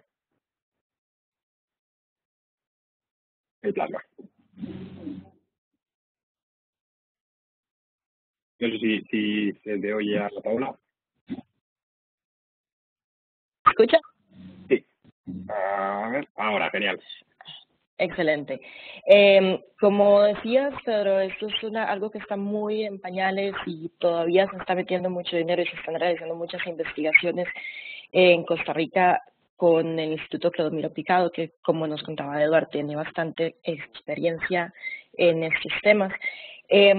Según el último protocolo del Hospital Calderón Guardia, pues además de lo que ya habíamos hablado de los tratamientos antivirales, de los esteroides o de anti-IL-6 como el tocilizumab, se utiliza también o se está pensando en utilizar el plasma de personas convalecientes, sobre todo en pacientes muy específicos. Según las recomendaciones de este protocolo, tienen que ser pacientes que hayan estado hospitalizados menos de 3 días, pacientes que no tengan neumonía severa o que no tengan síndrome de insuficiencia respiratoria aguda en este momento, pacientes que los síntomas hayan iniciado menos de 10 días y que no estén en una condición tan grave, tan crítica. Probablemente por todo esto de la tormenta de citoquinas que podríamos más bien empeorar la condición de un paciente que esté en una UCI o un paciente que esté crítico. Entonces, según los protocolos, se está pensando en utilizarlo en estos pacientes muy específicos y en pacientes que puedan realmente beneficiarse del tratamiento, pero como estamos viendo, la investigación no es concluyente. A pesar de ser esperanzadora, pues todavía falta para estar seguros de que esto realmente es una terapia que vaya a ser efectiva a largo plazo. Genial, muy bien, Paula. Claro, entonces tenemos dudas todavía, y es lo que ponía en la próxima diapositiva, que también se nos van a solucionar pronto, ¿no? Porque sabemos que este efecto de caballo de Troya ya puede pasar, pero bueno, ya hay una serie de 5 pacientes publicada a principios de este mes en JAMA, en un grupo de chino, y hay un grupo de Seattle también que tiene alguna serie publicada. Y nos preguntaba Steven que cuando hacemos inmunización pasiva, que es algo temporal, ¿qué queremos? ¿Que el sistema inmune cree los propios o proteger temporalmente hasta esperar la vacuna? Bueno, lo que queremos es las dos cosas. O sea, queremos proteger temporalmente mientras el sistema inmune crea los cuerpos, los propios, ¿vale? Y luego ya después, si hay una vacuna, pues genial, una vacuna, pero desde luego, obviamente, si hay una vacuna y una vacuna eficaz, es preferible una vacuna porque es mucho menos costoso. Un plasma de convalecientes es muy costoso, necesita tiempo y necesita normalmente suero a veces de varios pacientes, porque necesitas hacer un plasma de un concentrado muy importante de anticuerpos, ¿vale? Igual que cuando utilizamos inmunoglobulinas en enfermedades autoinmunes, normalmente un concentrado de inmunoglobulinas lleva anticuerpos purificados de varias decenas de pacientes, porque para un concentrado que de verdad sea eficaz necesitas muchos convalecientes. Entonces, es una idea muy buena, pero que todavía está un poco en pañales, como decía Paola. Pero perdona, sí. nos estaba preguntando también María Fernanda sobre las reinfecciones. Si de verdad existen, a qué se pueden deber, aparecen o no aparecen. ¿Sabemos ya algo a ciencia cierta sobre las reinfecciones? Que es verdad que es algo que ha sido muy discutido, si realmente existían o sin embargo si no era una curación total. En el momento en el que se estaban realizando, ¿existen, no existen? ¿A qué se deben? ¿Cuándo aparecen? Cuéntanos un poco si sabes. Lo hemos comentado antes con los anticuerpos, ¿no? Que hay alguna publicación ya que habla de que en el día 53, que es el día máximo en el que lo miden, los anticuerpos que producimos, la IgG, que es la que se mantiene, es neutralizante, o sea, protege. O sea, no es una IgG que no proteja. La cosa es que no sabemos si esa IgG va a caer con el paso del tiempo o se va a mantener. Nosotros cuando somos bebés, ¿no? Y nos vacunan con una vacuna recombinante, por ejemplo, la de la hepatitis B, nos ponen 3, 4 vacunas de niños al nacer, 2 meses, 4 meses, 6 meses, y generamos unos anticuerpos de tipo IgG que mantenemos de por vida, los conseguimos mantener 60, 70 años, ¿vale? Hay otras infecciones que sabemos que no, hay infecciones que te puedes coger todos los veranos, las de los catarros, ¿no? No sé, por el tipo de patógeno, por lo que sea, pues coges un catarro y al año siguiente te coges otro, a lo mejor con una cepa de ese mismo virus o de otro virus que esté relacionado. Entonces, la cepa actual del COVID y la COVID que está circulando y el cual te infectas y está en tu medio, la evidencia ahora parece que estás protegida y que no te reinfectas a corto o medio plazo. No podemos asegurar que dentro de un año el virus mute de una manera muy importante, ¿vale? O sea, que haya una mutación ya importante, que sea un virus muy diferente al que tenemos ahora, y entonces sí que te puedes volver a reinfectar, ¿vale? Esa sería la respuesta. Bueno, y tenemos esta cosa que la... Quería nada más agregar 2 cositas con respecto a lo del plasma convaleciente. Sí. Justamente en el Instituto Clomiro Picado, dentro de los estudios que ellos han realizado, que posiblemente ya la próxima semana inician con lo que es recibir este plasma convaleciente, ellos han demostrado o lograron demostrar utilizando primeramente plasma de personas sanas, ¿verdad? Que no han tenido la enfermedad, sino como simplemente una prueba piloto para perfeccionar o darse cuenta de que el proceso realmente funciona. Ellos se dieron cuenta de que con aproximadamente 25 litros de plasma pueden sacar 50 viales, aproximadamente, poco más de 50 viales. Entonces se dice que con 25 litros se podría cubrir un poco más de 50 personas, según lo que se ha visto. Y lo otro es que la manera en la que ellos trabajan para la producción del antiveneno es justamente como hablabas, que usaban las llamas y todo eso en otros países. Aquí se utilizan caballos, y es justamente la manera en la que el Instituto Químico Picado produce este antiveneno.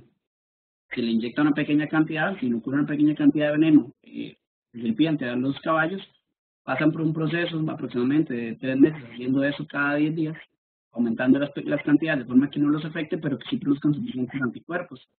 Más o menos a los 3 meses se da lo que ellos llaman la sangría, que es justamente extraer sangre de los caballos, pasan por un proceso de separación del plasma de glóbulos rojos, le devuelven glóbulos rojos al caballo para evitar que se enferme, y ese plasma lo procesan obteniendo los anticuerpos. Y es justamente una de las ideas que tienen a futuro aquí en Quilomillo Picado, pues para también ver otra opción, como una segunda opción, de procesar estos anticuerpos de los pacientes, bueno, del plasma, en lo que es el COVID, ¿verdad?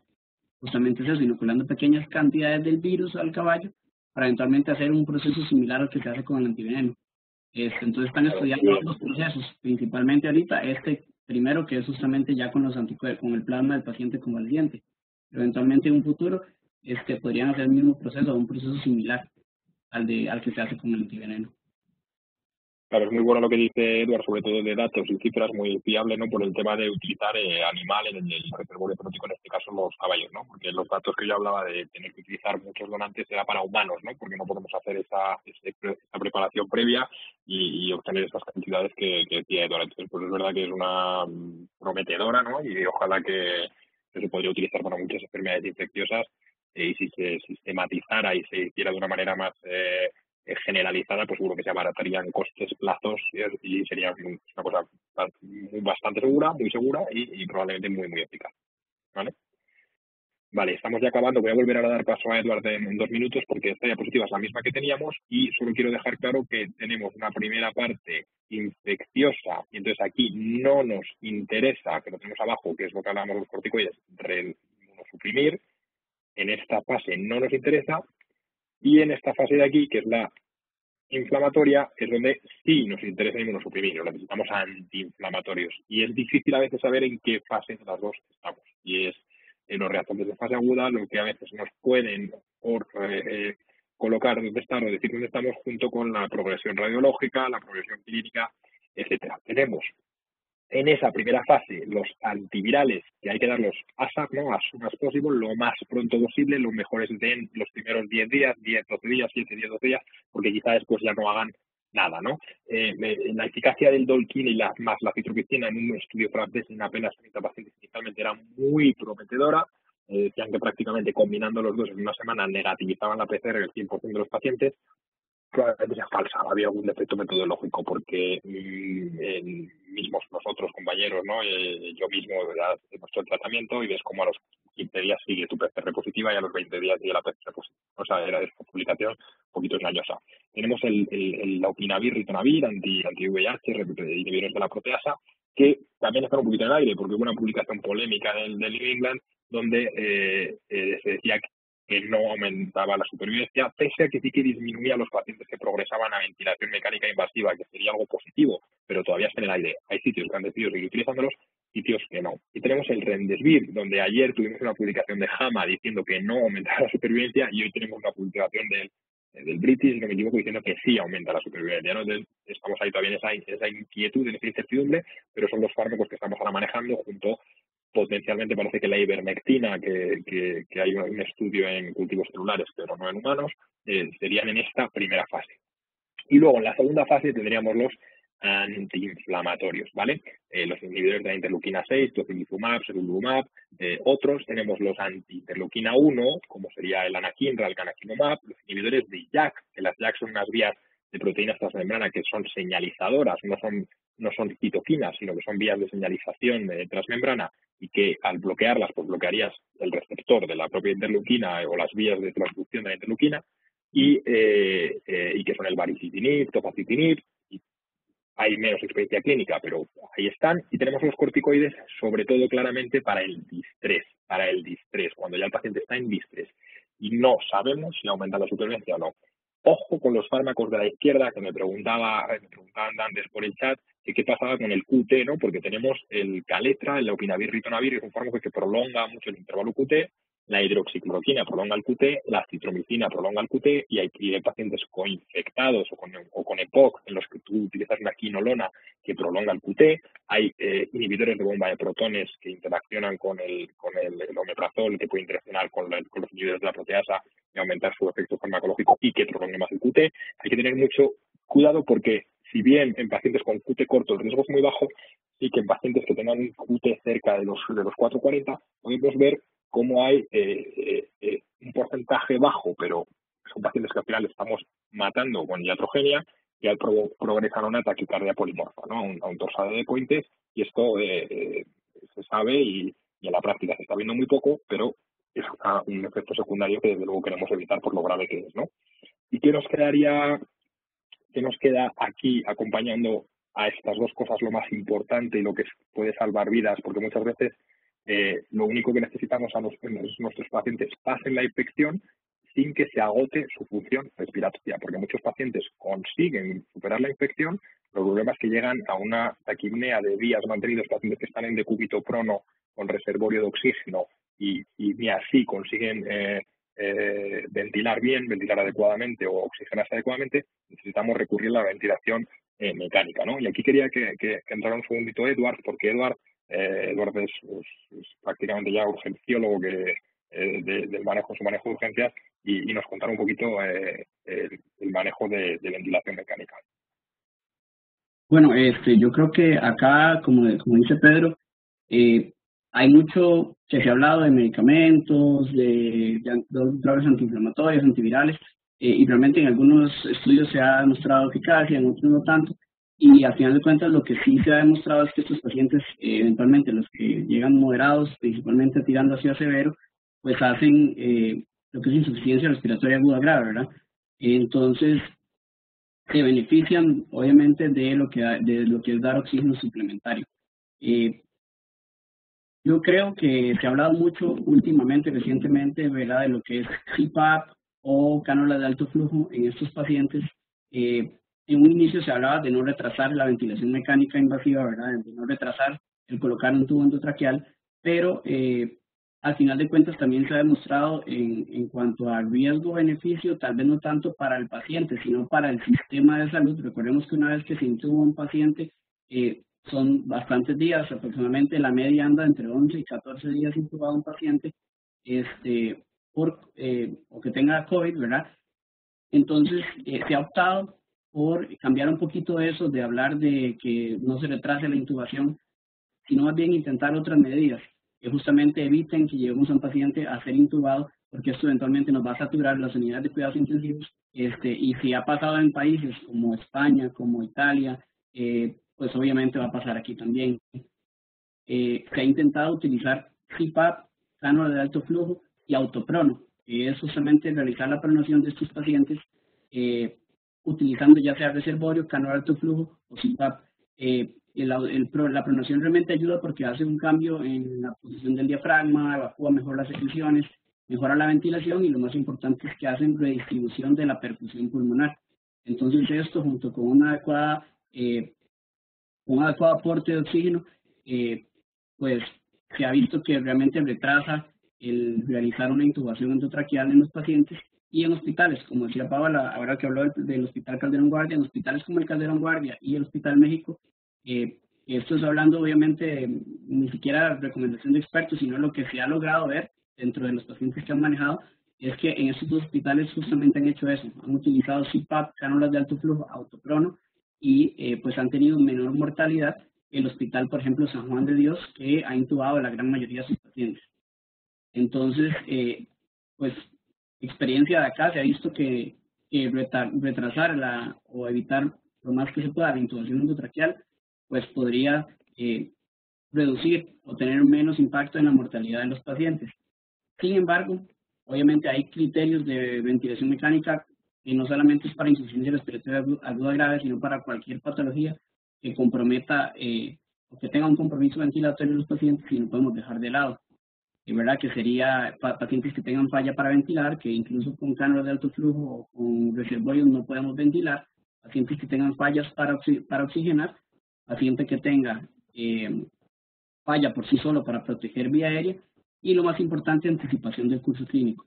¿Verdad? Recientemente tuve una paciente en el hospital donde trabajo que por dicha no era COVID, pero tenía un tromboembolismo pulmonar. Eventualmente se manejó como COVID, ¿verdad? Porque tenemos que manejar por protocolo todos los pacientes respiratorios así.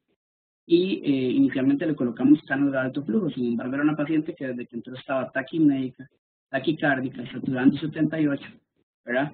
Se le colocó inicialmente cánula de alto flujo, se logró llevar a una saturación de 92%, pero seguía taquipnéica, taquicárdica.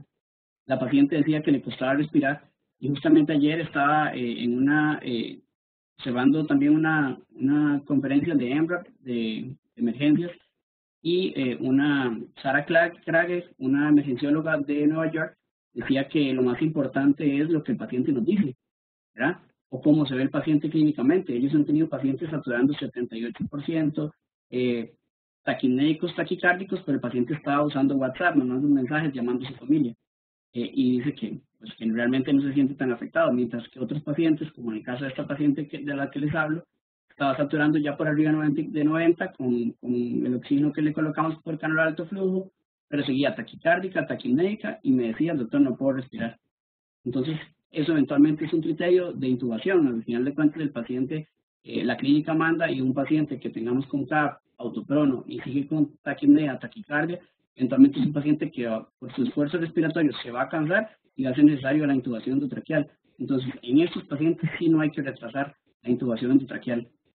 Pero si no tienen estos criterios y se puede eventualmente utilizar otro tipo de ventilación, como CPAP, cánula de alto flujo, pues yo creo que según lo que se ha visto y los últimos artículos, sería lo mejor. No sé si Pedro quiere agregar algo más. La verdad que no, porque lo ha explicado muy bien Eduard, y un poco es la limitación es la disponibilidad, ¿no? Que parece mentira, pero como vemos, lo que nadie pensaba que podía hacer, ¿no? Que en hospitales grandes tener a la vez a muchos pacientes enfermos a la vez, y tener que disponer a lo mejor solo de 30 o 40 ventilaciones mecánicas no invasivas de diferentes tipos, pulmodine, el que sea, que en circunstancias normales están en un cajón y están de sobra, ¿no? Pero que nos vemos en una situación en la que, pues por disponibilidad de camas de UCI o disponibilidad de ventiladores mecánicos, por cuales que hay que hacer un sistema de triaje y de priorización por comorbilidades o por edad de los pacientes, vemos pacientes que en otras circunstancias, con un ventilador mecánico, una CPAP, podrían haber pasado los 2-3 días peores de inflamación pulmonar, les deja sin ellos, y muchos pues fallecen por no tener esa ayuda de ese soporte ventilatorio, que lo único que les aporta es tiempo extra mientras son capaces de curar la infección o de curar la inflamación excesiva, ¿vale? Bueno, quería acabar un poco para todo, de agradecimiento también para todos los participantes que están conectados, y que bueno, que puede que, no sabemos, que puede que estén tratando COVID en hospitales o con contratos en diferentes urgencias o sean de material de apoyo. Pues un poquito un esquema que se queda ahí simplemente para el que lo quiera coger una captura de pantalla, ¿no? De cómo manejar estos pacientes inicialmente y sus criterios de ingreso o el uso inicial de corticoides que nos podemos plantear. Y luego una pregunta que teníamos antes también, otra infografía de la tromboprofilaxis en los pacientes, ¿no? Cómo no debemos utilizar tromboprofilaxis, la dosis terapéuticas en todos los pacientes, porque el riesgo hemorrágico existe, y si al final ponemos a dosis terapéuticas en 300 pacientes, probablemente a 2 o 3 los vamos a matar de una complicación hemorrágica, ¿no? Entonces hay que seleccionar a los pacientes, porque la experiencia propia no es fiable y nos tenemos que fiar de los grandes números, ¿no? Entonces está claro que por este efecto protrombótico, este síndrome antifosfolípido-like y todos esos microtrombos que encontramos en los pacientes en la fase tardía, las dosis profilácticas están de sobra justificadas, pero ya hay que utilizar dosis intermedias o dosis altas en los pacientes de más alto riesgo, y esto varía. Esto es una propuesta que os puedo para aquí del hospital donde yo trabajo, pero que varía de hospitales, regiones, y es diferente, y en la cual más o menos orientar en qué pacientes necesitaríamos utilizar dosis más altas, ¿vale? Ahora es el momento en el que acabaríamos. No sé si cualquiera de los participantes quiere entrar con nosotros a comentar algo o participar. Sí, cualquiera de vosotros, por favor, nos podéis decir y podemos comentar cualquier duda, podéis entrar y hacérnosla también para comentar sobre cualquier cosa que os haya entrado alguna duda, que hayáis pensado alguna cosa que teníais pendiente. Yo sí que quería preguntar a Pedro desde su experiencia, tanto en el contacto con la enfermedad por coronavirus como en su caso como dermatólogo. Es verdad que desde la Asociación Española de Dermatología y desde la Asociación Europea de Dermatología se están evaluando ya series sobre manifestaciones cutáneas de la infección por coronavirus, a ver qué nos puede contar él sobre la situación actual, sobre qué se sabe ya, sobre frecuencias y sobre situaciones concretas, y si alguna de ellas puede tener una repercusión o una relación, que alguna de ellas ya sabemos, con alguna alteración de la cascada inflamatoria. A ver qué nos puede contar sobre esto, Pedro. Justo además hoy es buen día, ¿no? Porque justo hoy se ha publicado el estudio español, que es la serie más larga a nivel europeo y mundial, que son casi 400 casos que se recogieron en las 2 primeras semanas de abril de pacientes con PCR positiva o clínica clásica compatible, o sea, con unos criterios de inclusión bastante estrictos y que asociaban manifestaciones dermatológicas. Pues bueno, dependiendo de las series, inicialmente parece que en esto no nos podemos fiar mucho de las series originales chinas porque no hablaban en ningún sitio, no sabemos si también de nuevo por una variabilidad genética o por otros motivos no aparecían en sus publicaciones, pero ya con las series europeas pues vemos que aproximadamente 1 de cada 5 pacientes que ingresan o que tienen clínica, porque nos perdemos a todos los pacientes asintomáticos, por supuesto, tienen manifestaciones dermatológicas, ¿vale? Parece que hay varios grupos diferentes de manifestaciones dermatológicas. Podríamos dividirlas a grandes rasgos en las más tipos exantemáticas, que pueden ser más tipo urticariformes o más tipo variceliformes, que aparecerían junto con los síntomas de viriasis en la primera fase de la enfermedad. Y luego, muy buen dato que daba Carlos, las manifestaciones protrombóticas, de coagulopáticas, que sobre todo se están manifestando en forma de sabañones, ¿no? De sabañón en los eritemas pérneos, en manos y pies, en zonas sacras, en esos microtrombos que nos recuerdan las lesiones de vasculitis sépticas, las lesiones de eritema pérneo, que vemos las lesiones violáceas sacrales en manos, en pies, y que se está viendo sobre todo en fases tardías de la enfermedad, que es cuando vemos esos fenómenos trombóticos, y en los pacientes también estamos viendo tromboembolismos pulmonares. No hay una correlación clara entre los trombos cutáneos y los trombos viscerales, y hay un dato todavía por resolver, que es que se están viendo estos fenómenos protrombóticos, estas lesiones de eritema pérneo, en un número muy importante de niños y adolescentes que de otro modo son completamente asintomáticos. No tienen más síntomas que esta manifestación protrombótica, pese a que ahora es una temporada en la que no hace frío, no hay una temperatura ambiente que no justifica que aparezcan estas lesiones de eritema pérneo en zonas sacrales. Esa sería la idea actual. Vale. Hay una pregunta de Tiffany que me pregunta sobre si la causa final de la mortalidad que tiene la enfermedad se debe al fallo respiratorio o qué porcentaje se debe solo al fallo respiratorio o qué porcentaje se debe al fallo multiorgánico, qué peso tiene cada una de las situaciones. Evidentemente, cualquier fallo de un sistema como el respiratorio produce un fallo multiorgánico también a nivel cardiopulmonar, evidentemente, pero también renal. ¿Cuál es el peso que tiene realmente en la mortalidad cada uno de ellos? Porque hasta donde sabemos se debe a un fallo multiorgánico debido al síndrome de respuesta inflamatoria sistémica. Es verdad que comienza como un fallo respiratorio, pero evidentemente se manifiesta a nivel sistémico. Pedro, no sé qué opinión tienes tú. Sí, eso es. En números absolutos es difícil dar la cifra, ¿no? Y disponer de datos, pero desde luego los pacientes que fallecen, y ese porcentaje de 15% críticos o 15% graves y críticos, son los que entran en ese sistema, en ese síndrome de respuesta inflamatoria sistémica. Entonces, al final es un fracaso pulmonar, pero son pacientes que tienen una inflamación sistémica. Entonces, en el contexto de una inflamación sistémica, sí. Lo que comentaba Carlos justo. Muy bien. No sé si tenemos alguna pregunta más, alguna cosa más. Sí, está preguntando por aquí, me llega por el chat privado, me pregunta Amelia que si no se prefiere el uso de cloroquina en vez de hidroxicloroquina. No, la cloroquina tiene una toxicidad superior, tiene más efectos secundarios y también ha demostrado in vitro tiene una menor capacidad inhibitoria de la replicación del virus. Es más eficaz la hidroxicloroquina. Pedro, tú desde tu experiencia, pacientes que han estado en tratamiento con cloroquina, vamos, en su efecto, Sí. o principalmente con hidroxicloroquina, con tratamientos bastante largos en este caso, porque son tratamientos, es verdad, que se están prolongando, ¿requieren o no requieren una evaluación oftalmológica? Que todos los alumnos deben recordar las complicaciones que tiene, evidentemente aparte de la prolongación del intervalo QT, todas las alteraciones oftalmológicas. Claro, sí, tienen que recordar la maculopatía del ojo de buey, ¿no? De la hidroxicloroquina, que se asocia sobre todo a su dosis acumulada. Entonces es verdad que en pacientes con uso crónico, con lupus o con otras enfermedades o en zonas endémicas de malaria, se asocia al uso prolongado normalmente a partir de varios años. Entonces, salvo pacientes con una retinopatía de base estructural grave que estén expuestos a hidroxicloroquina, el riesgo de daño retiniano es muy bajo. Y esos pacientes normalmente no hay que hacerles un screening porque ya por esa retinopatía que tienen de base ya tienen una clínica. O sea, sería excepcional que un paciente con una retinopatía desconocida no tuviera clínica y fuera expuesto a la hidroxicloroquina. Muy bien, no sé si tenemos alguna pregunta más, no sé, Eduard, Silvana, Paola, si queréis comentar algo más, tenéis alguna pregunta también aprovechando la situación, o en el chat algún otro participante quiere comentarnos algo, tiene alguna pregunta, alguna duda, algo que quiera que comentemos.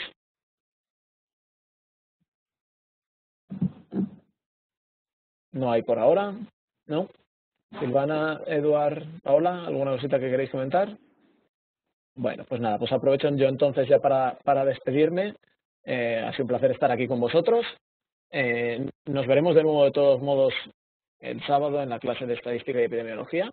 Pero bueno, esta era una cosa accesoria o añadida que queríamos, aprovechando la situación que estamos viviendo evidentemente ahora a nivel mundial con la infección por el coronavirus y aprovechando pues la experiencia de Pedro tanto médica como en este caso inmunológica en todos los tratamientos y en todas las evoluciones inmunes que hay en todas las patologías y en concreto en esta del coronavirus que ha tenido muy cercana, pues aprovechar para hablar un poquito y para charlar un poquito con vosotros y compartir sus experiencias y compartir sus conocimientos y poder charlar entre todos y sacar conclusiones que seguro que nos van a ser muy útiles en el manejo y en el tratamiento futuro de esta enfermedad. Así que nada más, por mi parte un abrazo fuerte. Pedro, si quieres despedirte, te dejo para sí, que... muchísimas gracias a todos por conectaros y a Carlos por organizarlo y tener esta idea que yo creo que nos viene muy bien a todos para estar al día, para repasar conceptos que pueden ser incluso básicos y acercarnos un poco más a la inmunología, ¿no? Que hablábamos en la clase que es aburrida, ¿no? Y es difícil de entender y vemos cómo de repente esto nos ha obligado a todos a estudiarla o a entenderla porque pues es verdad que si la estudias la entiendes pues te ayuda a entender la clínica y te ayuda a entender la enfermedad. Muchas gracias a los tutores también por conectarse, que nos han sacado este hueco y un abrazo a todos, ¿vale? Y a cuidarse mucho. Un abrazo. Un abrazo fuerte a todos. Hasta luego, gracias.